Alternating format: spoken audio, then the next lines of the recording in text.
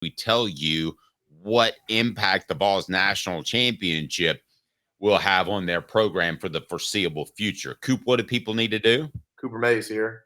Hit like and subscribe. Deal. Coop, what down is it? Coop here. First down. Vols title drought, whether you want to say it's since 1998 on the men's side or 2008 on the women's side. I guess because I wrote it 15 times over the past week, Caleb, that's a just nasty, disgusting stat line. I mean, both of those, that you haven't won a championship since 2008 and you have Tennessee's resources, that you haven't won a men's championship since 98 with their resources. That's not okay, right? I mean, if you're clearly on that second level of athletic departments, unless you start to post a championship every 5 or so years, right? Even South Carolina, who I don't think has a great athletic department, has baseball championships to throw in there. Yeah, that's been a huge issue for Tennessee. They have been in a drought for so long with championships, and there's a lot of factors that when it's some of it's bad luck. I mean, we can point out look, Pat Summitt getting dementia totally out of their control. You know, that's you're talking about the greatest coach of all time, and she's forced to retire at age 59. And so we don't know how many more championships the Lady Vols may have won had that not happened. So some of that's bad luck.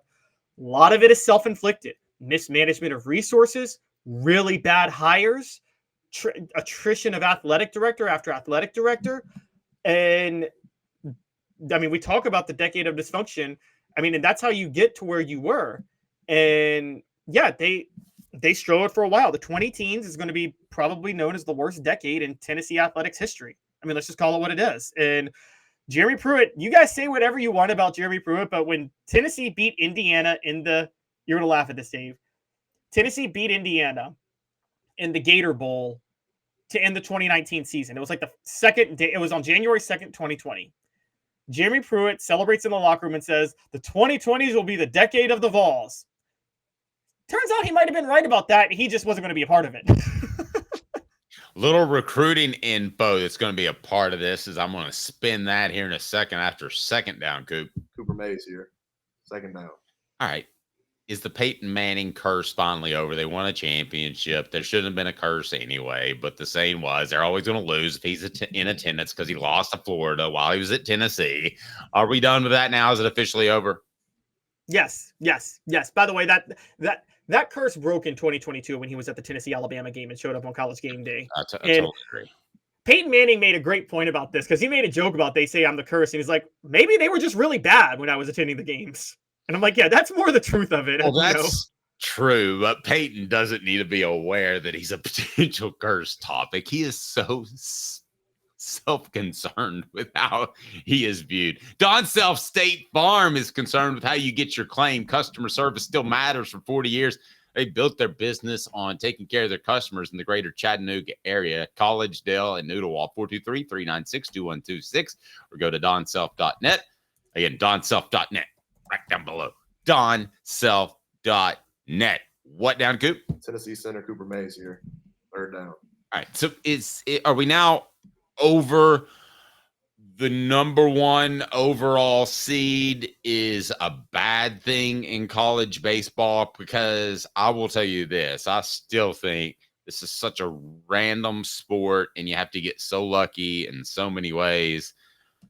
I think you need to be in the top half of the College World Series, but I think number 1 and number 4 are just about on a level playing field. Can you believe that of all the teams to break that curse, Tennessee, who people believe is cursed, was the one to break it? I know, that is bizarre. I mean, like, that is next level bizarre. I never thought Tennessee would be the one to break that curse. And, I mean, they broke it. They won the SEC regular season title, the SEC tournament title, and then they won the College World Series national title as the number 1 overall seed. I did not see this coming. I got to be honest. I did not see that coming, that level of dominance. I'm the one who said they should lose the SEC title. I'm the one who said they needed to lose a game. I'll call myself out on that. But, I mean, that was just – the way they went about this was incredible. And credit to Tony Vitello on this. I always said, shorten your rotation, go with the best, try to force yourself with 2 wins in the College World Series. And he said, nope, it's just another series, and we're going to treat it like another series, and we don't believe in any of that curse stuff. And that's exactly how he approached this.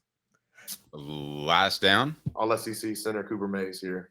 4th down. Now that the streak is broken, 1.5 championships. Over, under.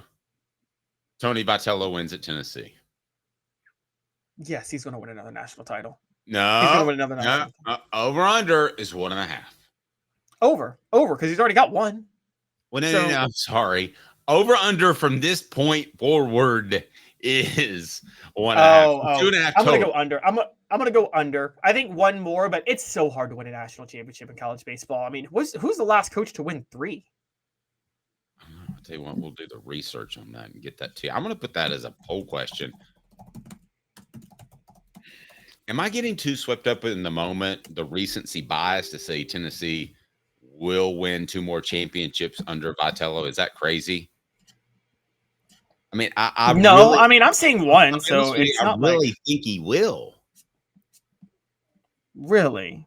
You think he'll win 2? I mean, winning 3 national titles is that's incredible. Now, I mean, we have to think about this for a minute.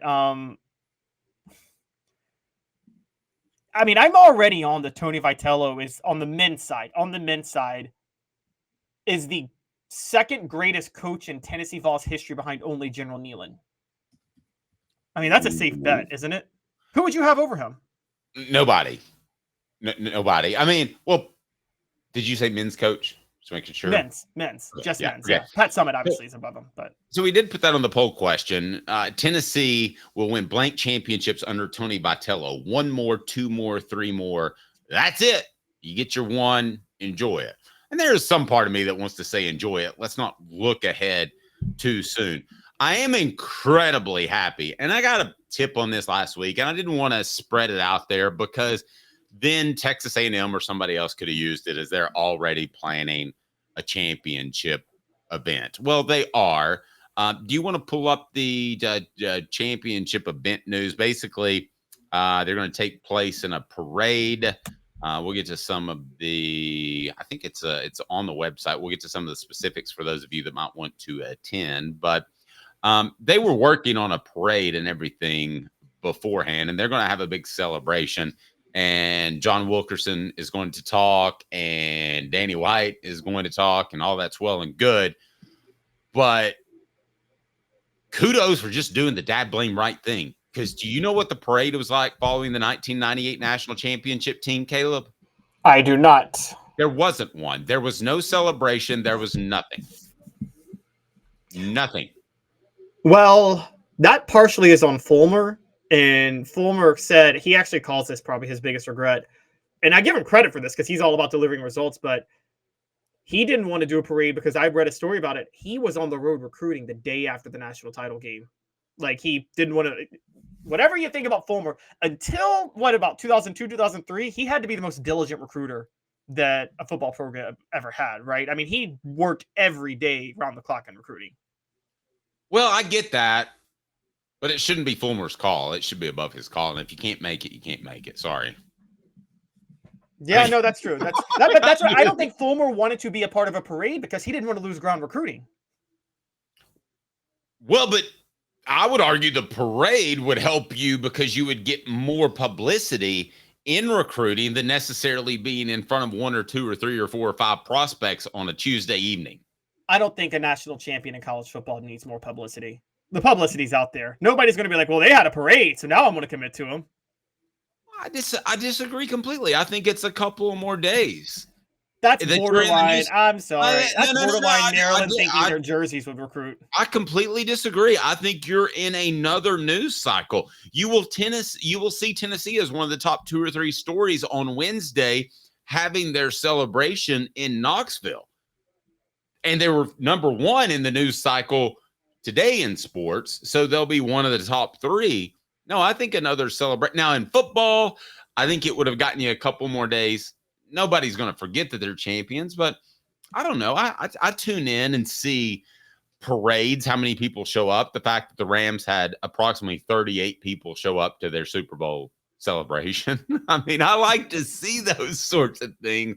I don't know. When you think of a championship, don't you think like the New York Yankees and a ticker tape parade going down downtown? I wanted something like that. I want to feel like that. But you're right. Philip Fulmer felt like he needed to recruit. Well, we know how that worked out because he didn't win another championship. No, and that's why I think he regrets it now. This parade, though, with Tony Vitello leading it, I just think the alcohol might be flowing. I'm going to okay. I have zero problem with those drink. I have no problem with it. I've imbibed several million times in my life as well. I don't currently drink, but I'll tell you this. I don't want this commando drinking thing to be a part of college athletics. And I'm not going to get on my soapbox long, but Tom Brady getting as physically drunk as he can and everybody else getting just inebriated as possible. Come on, you can have a good time. Some of these guys aren't even of age. Let's be real careful and not turn this into a disaster. Oh, you're giving Come on, me Dave. the snoozer sound. Is that really, what that Dave? is? Really? Man, 50 has changed you, bro. I don't know. You don't want to see a 20-year-old throwing a tequila bottle to somebody else. Why not? Do you? Why not? Why not? Don't listen to Dave, everybody. First of all, Tom Brady, I don't think the thing was Tom Brady doesn't drink because he's so rigidly healthy. That's why he was so wasted at the parade, because he probably just had a couple of drinks and got totally like hammered from that. But no, this is Tennessee, man. We're talking about the program that hands out victory cigars when they beat Alabama. Do they encourage smoking for people when they do that? Tennessee, the battle for the beer barrel when they play Kentucky. They're already encouraging drinking. It's Knoxville. Tennessee is all about we have the premium whiskey. Kentucky has the bourbon. Okay? So, no. Drinking is embedded in the culture of Tennessee history. Okay? No. I mean, it's Appalachia. Moonshine. NASCAR got famous first because people had to race moonshine and tried to race it across the state lines away from police, trying to outrun police. Okay? Yes, this is one of us may have even done that ourselves.